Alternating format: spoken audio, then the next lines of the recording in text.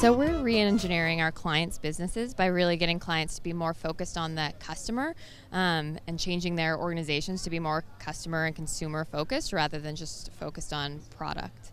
Because re-engineering is basically like 90% of everything we do these days. It's kind of two things. It's transitioning from basically traditional digital to programmatic, and within programmatic is leveraging data. So data is a primary concern and primary focus on our side, because that's really what's going to change the digital buys, at least from our standpoint. Well, right now what we're looking at is trying to integrate data from a lot of different sources to actually making a difference in the media buying and the media planning. I would say the biggest thing they're doing about re-engineering their marketing performance is taking a look at new approaches to segmentation. So they're basically taking advantage of the technology and the media and the social media things that are out there now, and mobile, etc.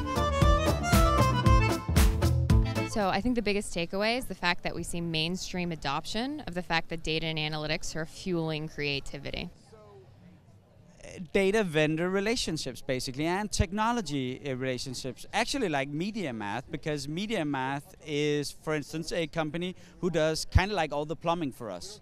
So MediaMath is the system for us in terms of actually combining and integrating different kinds of systems for us to be able to improve our buys. I think that there's a lot of discussion right now in Cannes that creativity is not the way it should be. It should be about finding out what people actually need, want, and what message actually fits them at that specific time. And I think that what we're doing right now is trying to re-engineer that part, where we try to make sure that once we spend all that time and money getting the right user into focus, we need to show them a message that actually makes a difference instead of just showing them the message that everybody else sees. The importance of the right mix of creative and technology. You may be delivering the right ad at the right time, you have to have the right creative to get people to care and to understand and feel good about the brand. That's the biggest takeaway for me.